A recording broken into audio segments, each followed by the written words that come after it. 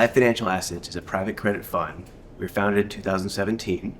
The principals have a background in consumer lending, and we thought there was a need to be able to provide balance sheet financing to consumer lenders in the small dollar, simple interest space. There was a gap that needed to be filled between the near prime and prime lenders, and then the deep subprime lenders. Today we have about 140 million assets under management as of June 2025. So Hive's primary investment is secured lines of credit into the lenders that we support. The terms are generally 3 to 5 years, and they are secured first lien revolving line of credit. So that we work very closely with the lenders to make sure that they are providing adequate capital to meet their growth requirements and objectives. Lenders pay us anywhere from monthly to quarterly interest and or principal, and then we return and pay that money to our investors. Importantly, we are aligned with our investors. We do not charge a management fee. It is just a simple interest payment back to our investors or distribution of that 12%. And to the extent that there's capital left over, Hive then pays itself out of that capital left over. The company has been doing spectacular since very early on in the business. In fact, 3 months after operations started and we started working with the lenders to start deploying capital, we were actually generating enough cash flow to cover all of our operating expenses. Why? Mainly because we don't like to spend too much money. In that way, we're a little bit cheap. On the flip side, we want to make sure that as we scale up, we take no leverage in the firm. The current firm and fund that you are all invested in has not only no leverage, it is under leveraged. The reason why is the returns are great for our investors and great for returns for our fund and the firm. We have been approached by many different institutional lenders to provide leverage on the fund. And we have asked, the answer has always been no. We love that they do the due diligence. We love to get that insight, but the answer has been consistently no. And the reason why is the more leverage you take on, the more risk you take on. We are very happy with the growth rate and the consistency and the scale and the performance of the firm, and there's no reason to take on any additional risk or leverage for that reason. A lot of our lenders' customers happen to be, they've already exhausted a lot of the options that are available to them in the market, and they're looking for a safe alternative for a short-term expense. That could be home repair, it could be auto repair, it could help them get to work the next day. We've seen a lot of demand come through our platforms anytime there's a natural disaster, and well-earning and well-meaning customers lack access to capital just because they're now been displaced or dishomed. We're a lot quicker in terms of how we're able to disperse funds through our platform. And so what might take a typical lender 3 to 4 days to even process the paperwork, we could actually disperse the funds within 30 seconds once they're approved through our platform. So I think from a lender's perspective, if they happen to be dealing with the underbanked or underserved customers, what our platform is able to do is unlike any other platform in the industry. Having said that, I think that this customer base is your average Joe. So, this is someone that has a well-paying job. They need a little bit of help in terms of how they manage their finances.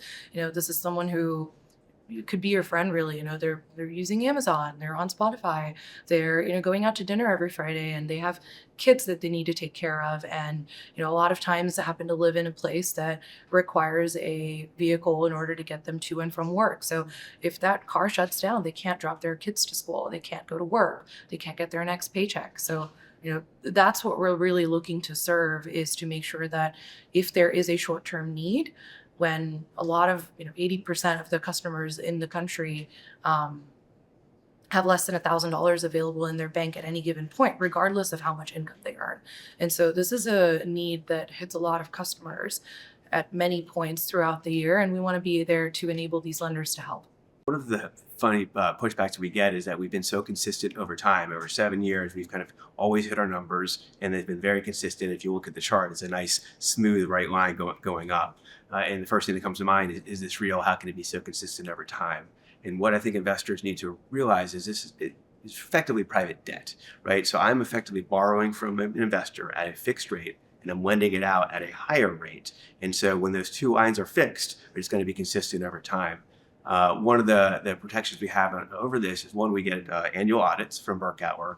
And the second is that We have our fund administrator who handles all of our accounting, all of our cash payments, and all of our investor payments. So there's an extra 2 layers of oversight over what we're doing to make sure that what we're doing is on the up and up.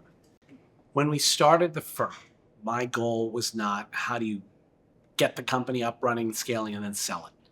Our intention has always been, how do we get to be the big player in the space over an extremely long period of time? I always joke this is a get-rich-slow scheme.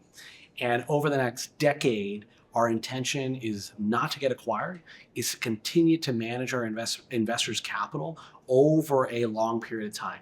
70+% of our investors continue to renew their investment within the firm after the 3-year term is up. The reason why is not only we have a consistent, good producing product, but we want to make sure that it is a good fit for their lifestyle. We make sure that we do an assessment on the investor to see if the risk appetite is the correct fit.